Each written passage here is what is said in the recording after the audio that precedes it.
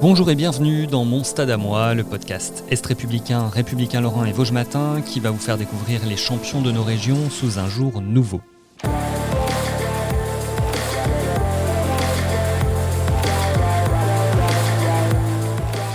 Bernard Zégnier jouait au FC Metz dans les années 70 et 80. Il faisait partie de l'équipe qui a remporté la Coupe de France en 1988. Fabien Surmonne a remonté le temps avec lui, a commencé par sa première licence. C'était en 1970 à l'AS Florange où son père était entraîneur. Ouais, ça doit être ça. Ouais. Mon papa a été professionnel à Metz, il a été blessé. On s'est retrouvé à Florange, il était gardien du stade et il entraînait les équipes de Florange. Donc moi j'ai commencé à jouer là-bas. Ouais. Tout à fait. Votre papa a joué donc au FC Metz, a été pro. Deux de vos oncles ont également été footballeurs professionnels. Trois. On peut dire que le ballon rond, c'est une passion, voire même une tradition familiale chez les Zégnier. Ouais, chez les Zégnier, puis du côté de ma maman aussi, parce que chez ma maman, il y a un de ses frères qui a été professionnel, et puis j'ai un oncle par alliance qui était marié avec une sœur à ma mère, Rodzik, qui a joué au Stade de Reims, qui a fait 2 finales de Coupe d'Europe contre le Real de Madrid, et qui a été 21 fois international. Quand même sympathique, quoi. Donc non, mais c'est vrai que quand j'étais gamin, moi, on allait chez ma grand-mère à Giromont pour les fêtes de famille, parce que les Italiens, ça se retrouve souvent pour ça, et ça parlait que de foot. Ça parlait de football tout le temps. Donc moi, je trouvais ça c'était normal pour moi. J'étais là-dedans. Je les entendais parler des matchs, de ce qu'ils avaient fait, des machins, des victoires, des défaites aussi. Puis ça rigolait.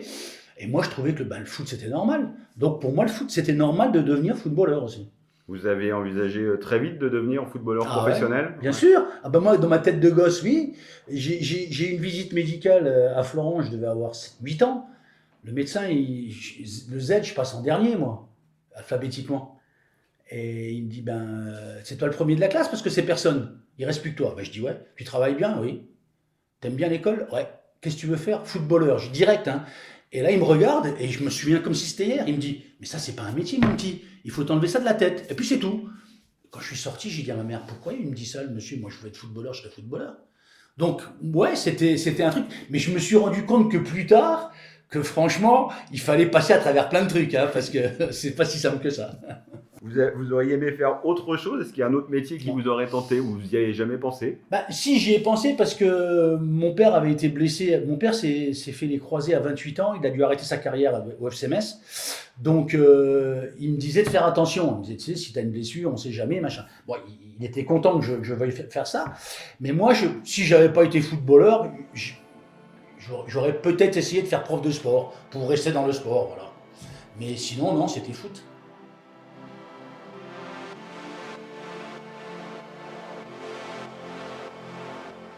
Alors, vous avez été très vite repéré par le FC Metz où vous signez en 1974 et vous inscrivez votre premier but chez les pros cette même année 1974 lors d'une victoire des Grenats contre Lyon 3-1. Ouais. Et à l'époque, vous n'avez que 16 ans et 11 mois, ce qui fait de vous l'un des plus jeunes buteurs de l'histoire de l'AT1, sans doute. Je ne sais pas. Et à quoi rêvait le jeune Bernard Zégnier, justement, du haut de ses 16 ans et 11 mois? À quelle carrière? Non, mais moi, c'était d'être footballeur professionnel.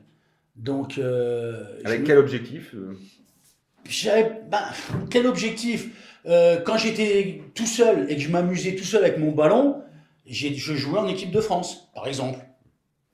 Et puis quand j'étais devant le but, je marquais des buts. Mais ça, c'était voilà, comme je pense tous les gamins qui jouent au foot. C'était qui vos idoles? Vous étiez qui à l'époque? À l'époque, dans les buts, il y avait Carnus, il y avait Charlie Loubet qui jouait attaquant, qui jouait à Nice et à Marseille, qui avait joué avec mon oncle Bruno Rodzik. Donc c'était des garçons comme ça. Il y avait Herbin, après il y a eu Révelli devant des. Mais bon, je rêvais de ça. En fait, quand on m'a dit, c'était Monsieur Huard, l'entraîneur au FC Metz, quand il m'a appelé en début de semaine pour me dire samedi je te fais jouer contre Lyon.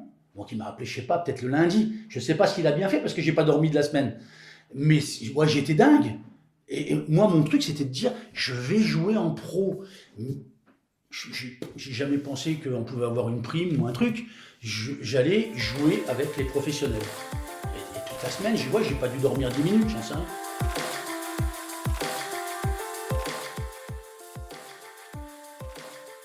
Vous avez connu 4 clubs professionnels au cours de votre carrière, le FC Metz, la SNL, les Girondins de Bordeaux et l'Olympique de Marseille. Dans lequel vous vous êtes senti le plus à l'aise, le plus épanoui en tant que footballeur déjà, et puis aussi en tant qu'homme? Bah, c'était des expériences différentes. En fait, les clubs où j'ai été bien, c'est Metz et Nancy. Enfin, j'étais bien partout, ouais, je veux dire, mais c'était Metz et Nancy. Metz et Nancy. À Metz, bah, je démarrais avec Patrick Battiston, Michel Etor, on est du même âge, on a commencé à jouer en pro ensemble. Après, il y a eu Hinsberger, Soutou, des garçons comme ça, Raspolini, Zdin. Donc, il y avait, comment je dirais moi, des garçons de ma génération. Plus les anciens, Claude Osknecht, Nico Braun, Curioni, Jaitz, Patrick Barthes dans les buts, je veux dire, qui nous encadraient.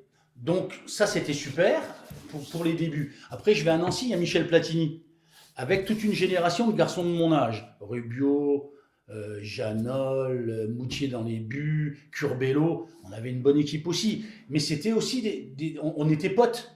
On était potes. C'est ce qui... Voilà. Bordeaux, c'était différent. Je suis arrivé à Bordeaux, tous les joueurs étaient internationaux. En équipe A, quasiment. On a été champion de France. C'est bien. Il y a pire. Après, je dirais le bémol, ça serait Marseille. Je suis allé à Marseille, qui est remonté de D2, et j'ai joué 2 années pour pas descendre, avec des équipes relativement moyennes. Et après, je suis revenu à Metz, et Metz, c'était comme au début. Tous mes potes, et là, c'était bien. On a gagné la Coupe de France, on a gagné la Coupe de la Ligue. Moi, j'ai été meilleur buteur du championnat. Donc, mais je pense que c'est en Lorraine que j'ai été le mieux, même extra football, parce qu'on avait tous nos potes. Et ce qui est encore vrai aujourd'hui, 45 ans après, parce qu'on se voit tout le temps.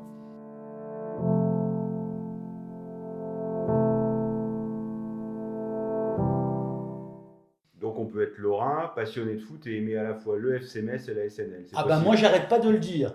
Moi, quitte à froisser, je sais pas, peut-être des supporters de Metz ou ceux de Nancy, moi je dis tout le temps, comment vous pouvez vomir sur tel ou tel club? J'ai dit, il faut que Nancy et Metz, ça soit 2 clubs de Ligue 1, pour qu'il y ait des derbies et à Picot et à Saint-Symphorien.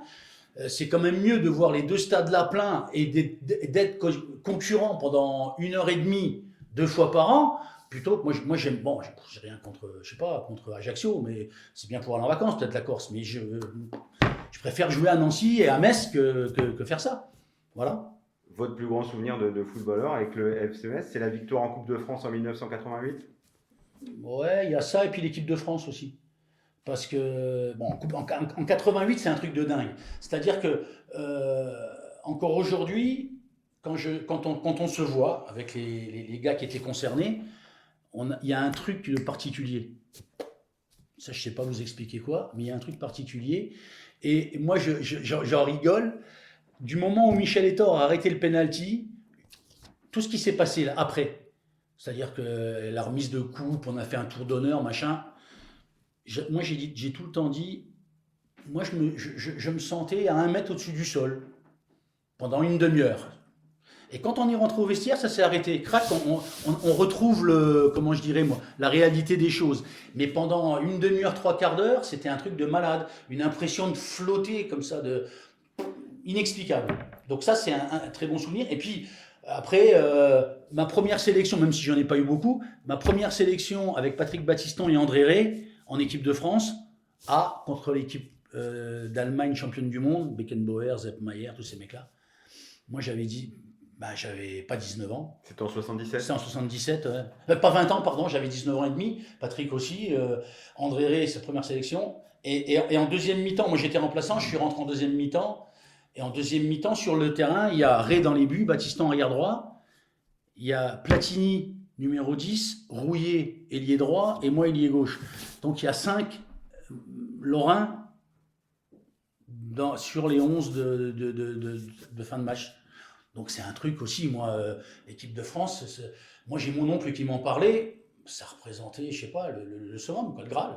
Mais bon. Vous avez eu 5 sélections, est-ce que vous avez des regrets par rapport au bleu? Vous auriez aimé avoir eu... Non, le regret c'est que enfin, a priori, Hidalgo avait dit, à l'époque j'étais à Nancy, avait dit à M. Huard, qui était l'entraîneur de Nancy, parce qu'il était passé à Nancy après, il avait dit à M. Huard qu'il me prenait pour la Coupe du Monde. J'avais fait les 2 derniers matchs de l'équipe de France, on avait joué l'Irlande et le Pérou, et il a dit à M. Huard, je le prends. Et M. Huard me le dit. Il me le dit 2 jours après, on fait le dernier match de la saison, et je me pète les croisés. Donc je suis resté 6 mois à la maison avec l'opération et je ne suis pas allé au mondial en Espagne en 82. Donc ça peut être un regret, mais après coup, moi je suis d'un naturel, je pense, optimiste et je me suis dit, j'ai 25 ans, il faut que je rejoue. Donc je me suis fait opérer, puis j'ai tout fait pour eux. Puis après j'ai rejoué derrière, voilà, j'ai rejoué à 34 ans.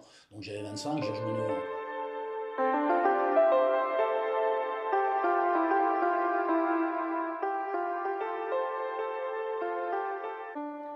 Vous avez décroché le titre de meilleur buteur de Ligue 1 en 1987 avec 18 buts. À titre personnel, c'est l'une de vos plus grandes fiertés? Ou c'est juste symbolique? Moi, je pense que c'est symbolique parce que les buts, bon, moi j'ai mis 18 buts, mais l'année-là, il y avait Eric Black qui était là. Et Eric Black, il a joué jusqu'à Noël et il s'est fait mal au dos. En fait, à la trêve, à Noël, il y a Eric Black a marqué 10 buts. Carmelo Michich a marqué 9 buts. Et moi, j'ai marqué 9 buts. Ça, c'est à Noël. Eric, après, il joue plus parce qu'il se fait mal au dos. Carmelo termine à 14 et moi à 18 buts. Alors, la presse m'a sriné pendant 15 ans que c'était le plus petit total de l'après-guerre. Sauf que quand Paoletta, qui était un grand buteur, hein, a marqué 15 buts et a été meilleur buteur, personne n'a rien dit. Donc depuis, c'est plus moi le plus petit total, c'est Paoletta qui a 15 buts. Et personne ne lui reproche, c'est bizarre. Mais moi, en plus, non, moi ça me fait sourire, je vous dis ça en rigolant, mais en plus, moi je jouais pas attaquant de pointe, je jouais numéro 10 plutôt.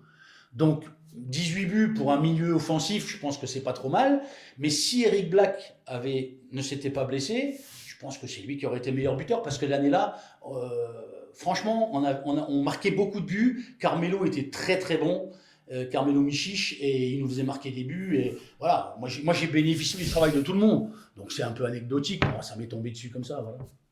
Si je vous dis mini cassette, qu'est-ce que ça évoque? Eh ben c'est ce qu'on fait depuis une demi-heure là. Non, c'est Michel Etor qui m'a surnommé comme ça.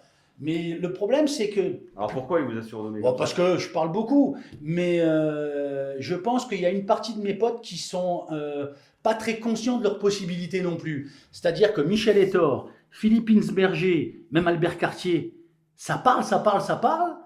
Je pense autant que moi, des fois plus. Mais bon, voilà, c'est moi qu'ils ont surnommé Mini Cassette. Ouais, vous avez la réputation d'être chambreur, bavard.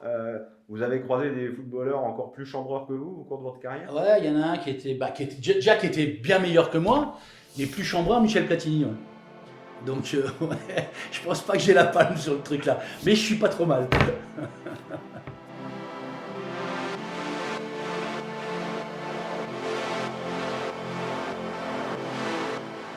Ce côté chambreur, camaraderie, justement, pour vous, c'est ça le foot? C'est une histoire d'amitié avant tout? Ah ouais, moi je pense que c'est... Bon, je dis tout le temps, on a la chance, enfin, notamment à Metz, à Nancy un petit peu moins, mais à Metz, après notre carrière, d'être revenu dans la région. Il y a beaucoup de garçons qui sont revenus en Lorraine et qui sont revenus autour de Metz. Et on se voit régulièrement. Donc ça finit autour d'une bonne table quand c'est possible. Alors, il y a deux choses. Il y a ceux de ma génération, on se voit chez l'un ou chez l'autre, autour d'une bonne table maintenant, et puis on rigole bien. Voilà.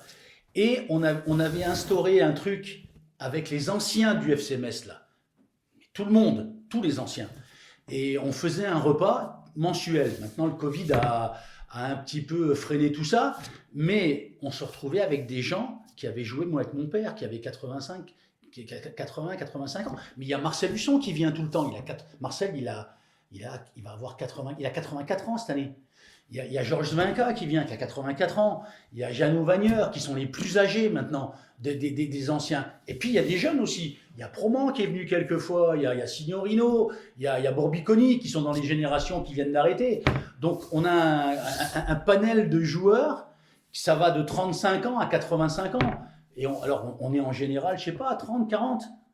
Par contre, là, ça rigole aussi, parce que les anciens, même, ils nous racontent des trucs que nous, on n'a jamais fait.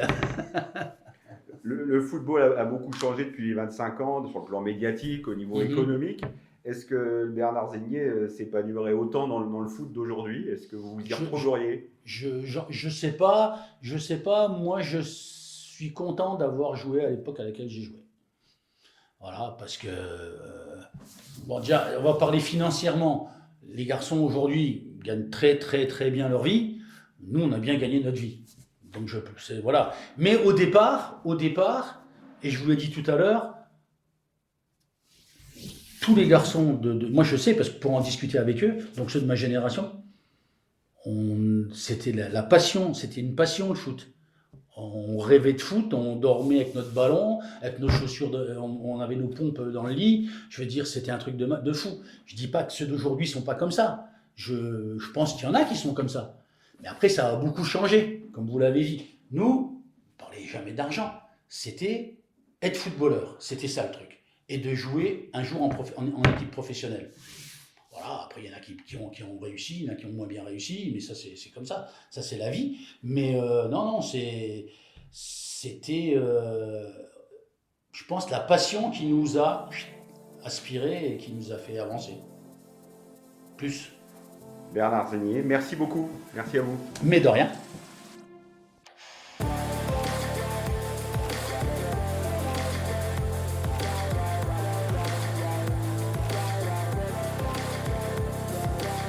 C'était Mon Stade à moi, Bernard Zégnier interrogé par Fabien Surmonne. Mon Stade à moi, un podcast Est républicain, Républicain Lorrain Vosges Matin, à retrouver sur nos sites internet et toutes les plateformes de podcast. À bientôt sur un autre stade.